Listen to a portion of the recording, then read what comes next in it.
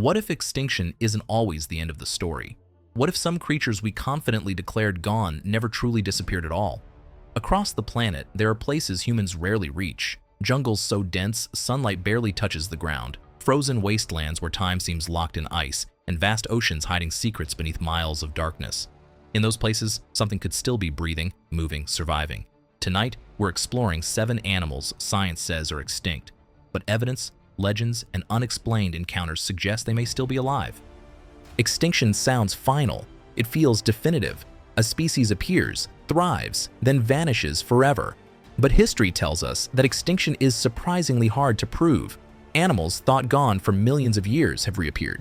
The coelacanth was believed extinct for 66 million years until it was caught alive in 1938. That single discovery forced scientists to rethink what extinct really means. If one ancient creature could survive unnoticed in the deep ocean, what else might be out there?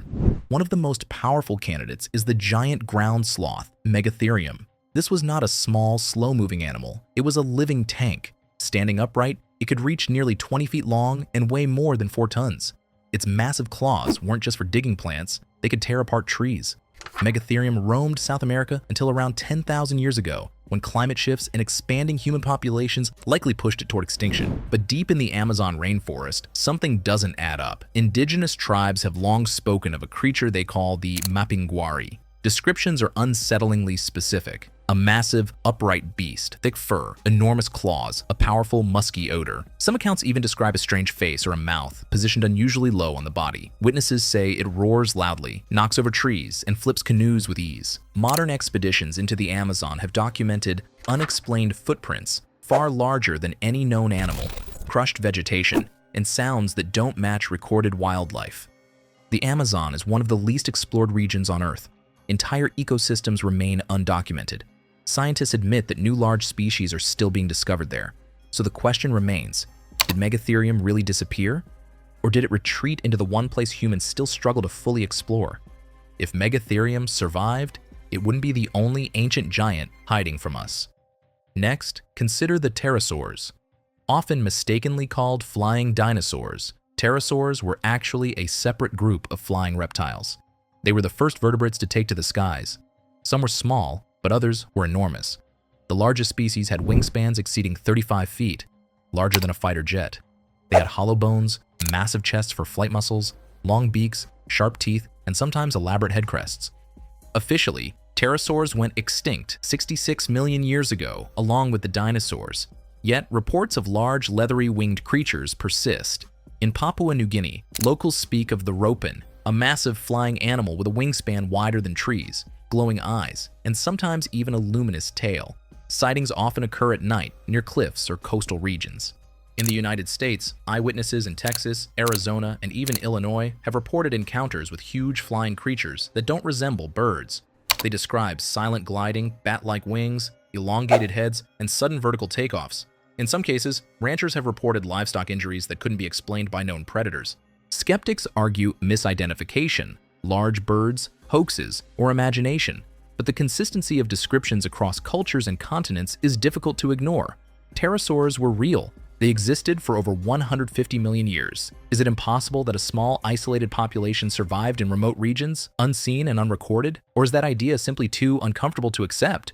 From the skies, we move to the forests of New Zealand, once home to the moa. These were colossal flightless birds, some reaching 12 feet tall. They had powerful legs, long necks, and no wings at all, not even vestigial ones.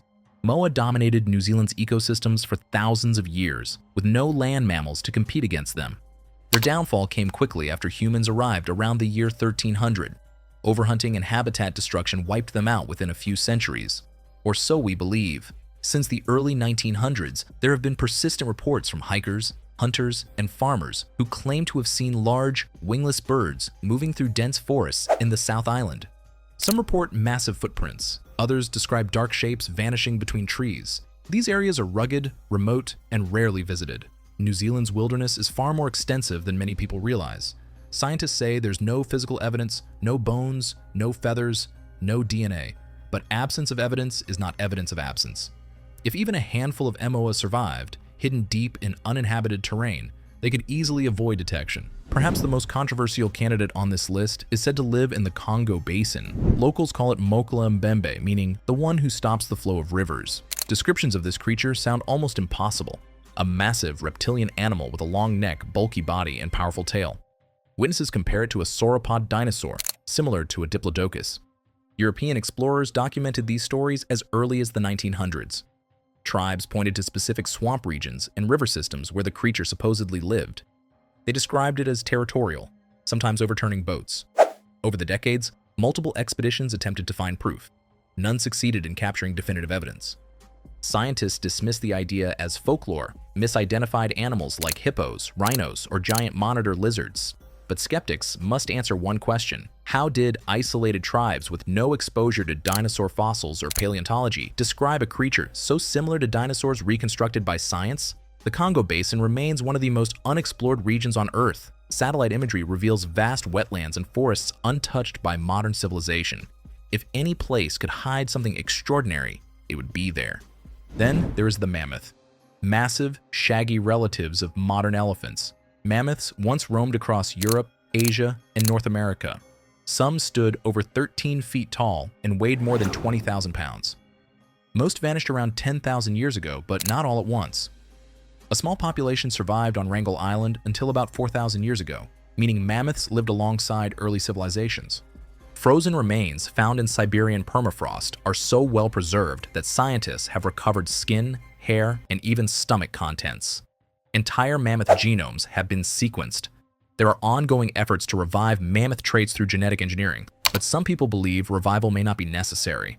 Hunters, geologists, and remote workers in Siberia have occasionally reported sightings of massive hairy animals moving through isolated regions. No photos, no bones, just stories. But Siberia is vast beyond comprehension. There are regions so remote they haven't been thoroughly surveyed in decades. If a small cold-adapted population survived, could they remain hidden? Most scientists say no, but history has proven that certainty can be dangerous. Australia brings us Megalania, the largest land-dwelling lizard known to science. It could grow over 20 feet long and weigh more than 1,000 pounds.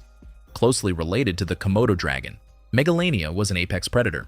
It likely hunted large marsupials and may have had venomous saliva. Megalania went extinct around 50,000 years ago, possibly overlapping with early human arrival. Aboriginal legends describe enormous reptilian creatures, giant snakes with legs, massive lizards that ruled the land. In the 20th century, reports emerged from Queensland of huge reptiles vanishing into the bush. Oversized tracks, strange attacks. No proof, but no clear explanations either. Australia's outback is one of the most inhospitable and underexplored regions on Earth. There are areas where humans rarely go and where large animals could easily avoid detection. Komodo dragons themselves were once thought to be myths until they were scientifically documented in the early 1900s. That alone should make us cautious about dismissing legends. Finally, we come to the Nandi bear. This creature is said to roam parts of Kenya and Uganda. Witnesses describe something unlike any known African animal, larger than a hyena, stockier than a leopard, covered in thick fur, extremely aggressive. No bears live in Africa today, yet reports of this creature go back over a century. Colonial-era records describe livestock killings, massive tracks, and terrifying nighttime encounters. Some researchers suggest it could be a surviving short-faced bear or an extinct species of giant hyena. Others propose it may be a rare mutation or isolated population of a known predator. Even in recent decades, locals have reported strange attacks accompanied by deep growls and heavy footprints. Scientists remain skeptical, but Africa's remote regions still produce surprises. New species of mammals continue to be identified. The Nandi bear remains unproven, but not forgotten. So what do we do with these stories? Science demands evidence, and that's fair.